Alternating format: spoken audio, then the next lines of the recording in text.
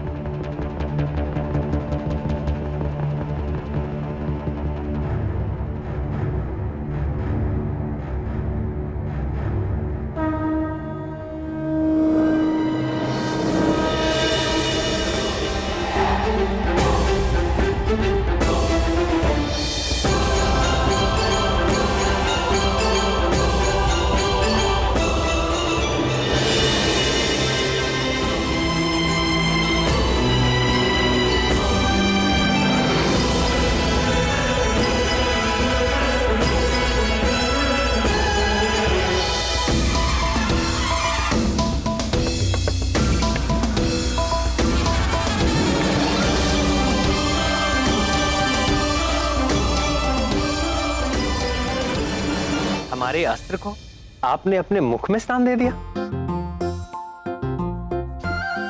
ये मित्रता कब हुई प्रिय हनुमान? इनसे वाद विवाद करने में आपको प्रतीक्षा करनी पड़ती प्रभु, इसलिए मैंने सोचा अपने मुख में ही स्थान दे दूं।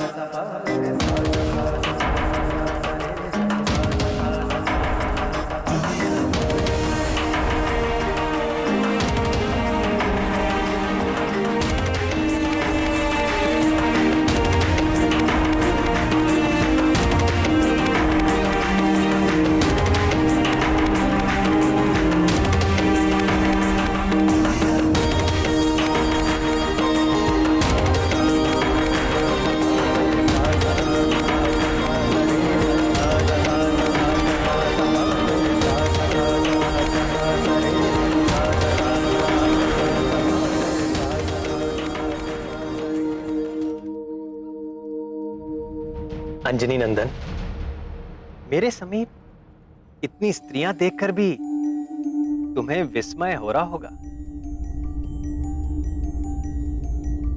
हो तो रहा है प्रभु।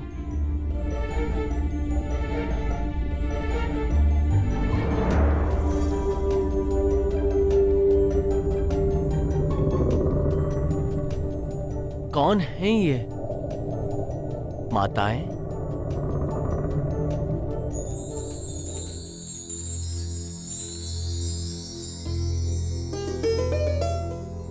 तुम्हें स्मरण होगा कपिवर, त्रेता युग में अनुजों और सेना सहित मैंने सरयू नदी में जल समाधि ले ली। तब से अब तक लाखों वर्षों से तुम निरंतर मेरे नाम का जाप कर रहे हो, और कदाचित तुम्हें भी बोध है वत्स कि वर्तमान द्वापर युग में मैं श्री कृष्ण रूप में इस पृथ्वी पर फिर से अवतार ले चुका हूं।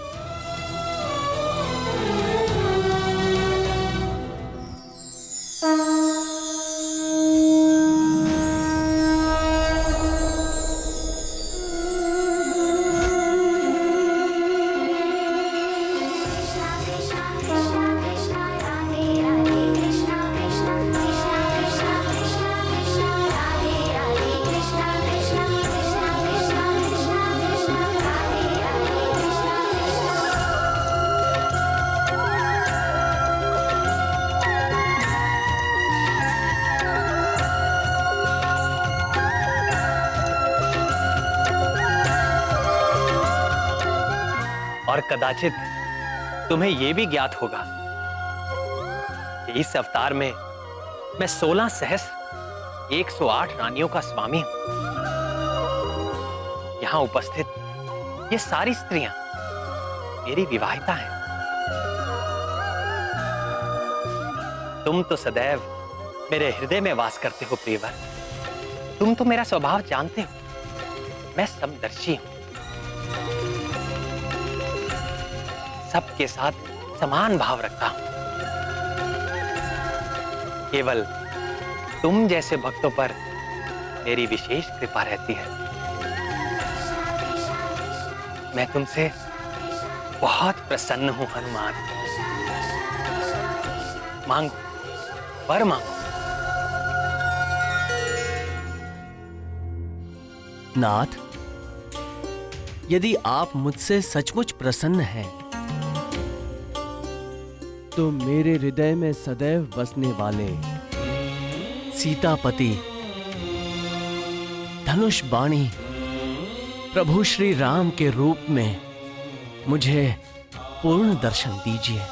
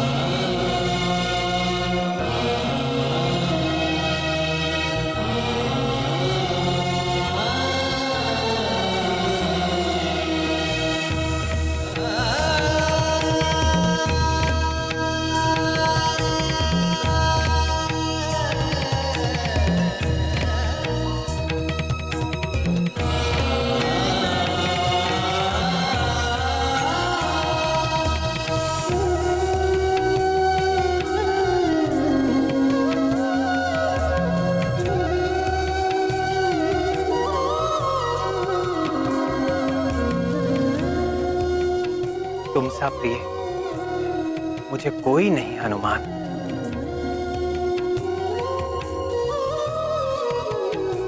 मैं सदैव तुम्हारा ऋणी रहूंगा।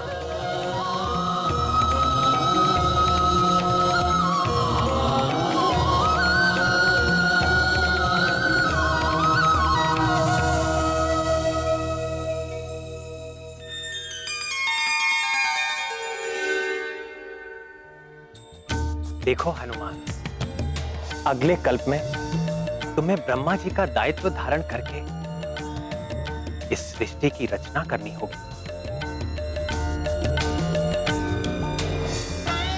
करोगे ना?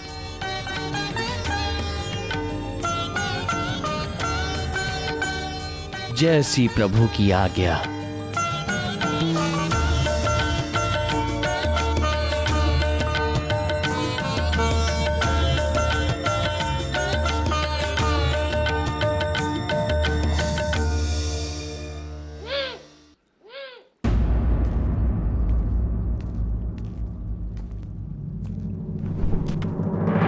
सुनो मित्र सुदर्शन, अभी यहाँ पर परमवीर हनुमान आने वाले हैं। सावधान रहना, भूलकर भी उनसे उलझना मत, नहीं तो। शिराज, वो तो आकर चले भी गए।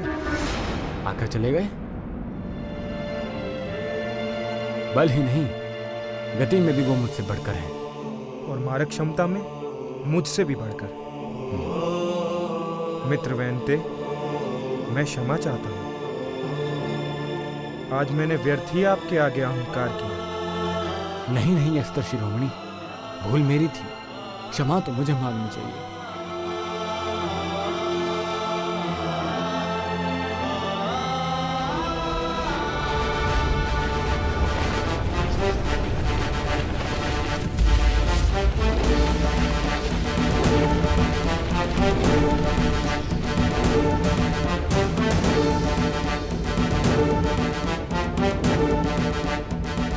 मैं सब समझ गई ना।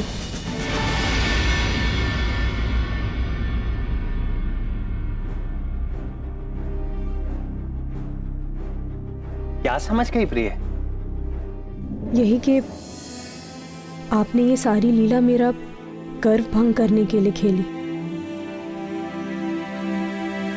रानी सत्यभामा, आपके साथ अस्त्र शिरोमणि सुदर्शन का भी गर्व भंग हो गया है। और पक्षीराज गरुड़ का भी।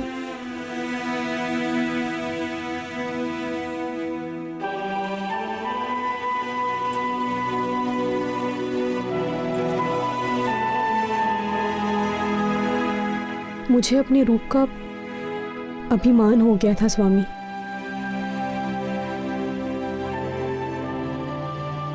मैं ये भी भूल बैठी कि आप कभी किसी पर आसक्त नहीं होते, मात्र लीला करते हैं।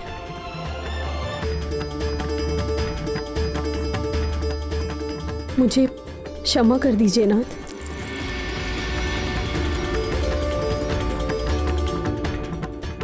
जहां अहंकार होता है वहां प्रेम नहीं रहता। अहम के जाते ही भक्त और भगवान में कोई भेद नहीं रह जाता।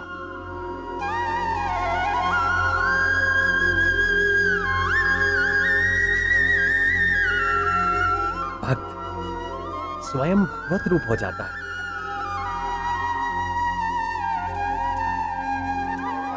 ये है प्रेम की शक्ति। जानती हो सबसे बड़ा प्रेमी कौन है?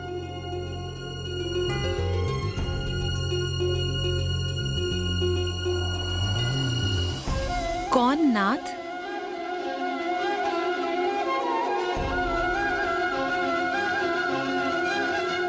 पवन पुत्र हनुमान।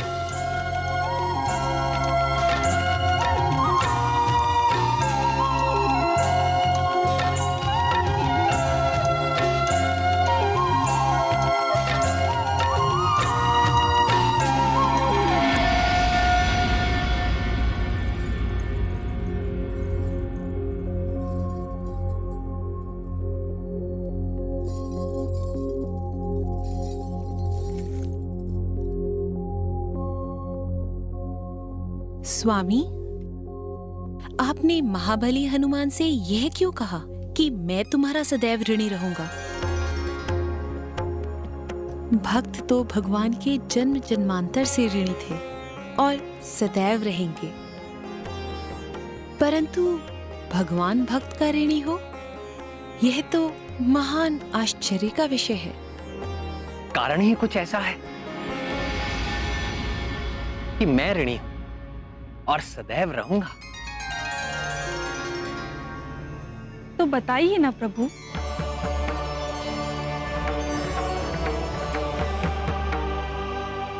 बताऊं? जी बताइए। तो सुनो।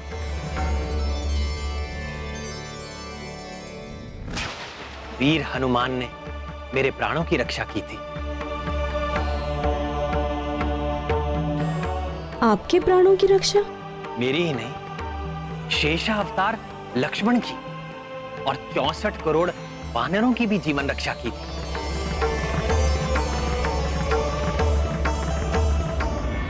ये लंका युद्ध की बात।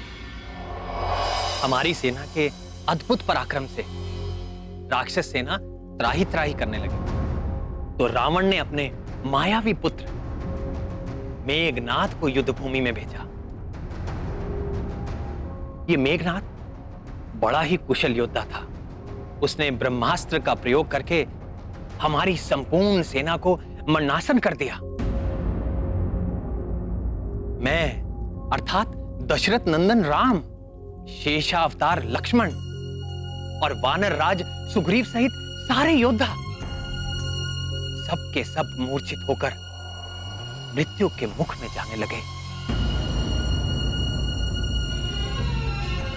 तब बुद्धिमान जामवान ने संकट मोचन हनुमान को बुलाया।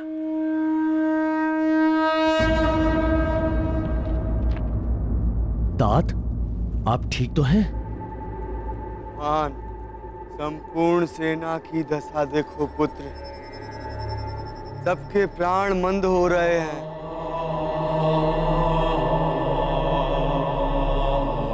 हाँ तात, सूर्य की प्रथम किरणों के साथ ही ये सभी सैनिकों के प्राण पखेरु हो जाएंगे। अब केवल तुम ही हम सबकी प्राण रक्षा कर सकते हो हनुमान। किसी दूसरे में ये योग्यता नहीं है। श्री राम भी इस घड़ी में तुम्हारे पराक्रम के आश्रय हैं। और मेरा पराक्रम मेरे प्रभु श्री राम के आश्रय। मैं जानता हूँ पुत्र, तुम्हें बहुत दूर हिमालय जाना होगा और ब्रह्मास्त्र के उपचार के लिए औषधियां लानी होंगी पुत्र। हिमालय? हिमालय तो यहाँ से सहस्रों योजन की दूरी पर है। चकित न हो राक्षस राज,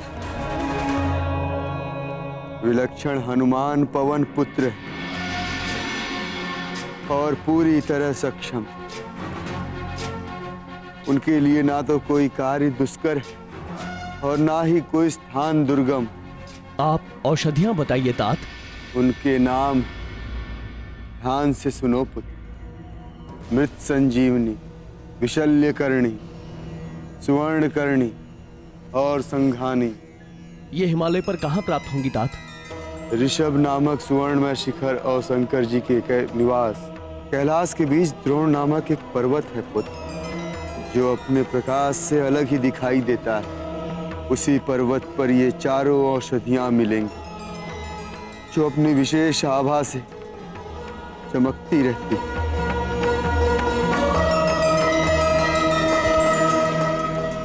मुझे आज्ञा दीजिए तात। सफल होकर लौटो पुत्र। ध्यान रहे, सूर्योदय के पूर्व ही मैं अभी औषधियां लेकर आपके सामने उपस्थित होता हूं। जय श्री राम।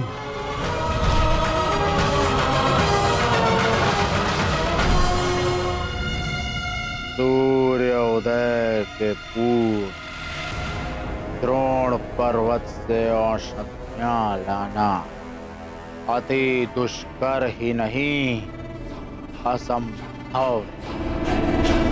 वानर सेना के सारे योद्धा मेघनाद के ब्रह्मास्त्र से आहत होकर मरणासन पड़े हुए हैं। ये अति दुष्कर कार्य करेगा। कौन करेगा? इस असंभव कार्य को करने का संकल्प हनुमान ने ले लिया। किसने? उसी हनुमान ने जिसने हमारी सुनहरी लंका को अपनी पूंछ से जलाकर काला कर दिया है। ज्ञान गुण सागर है कपि सति लोक उजागर रंजन वरन विराज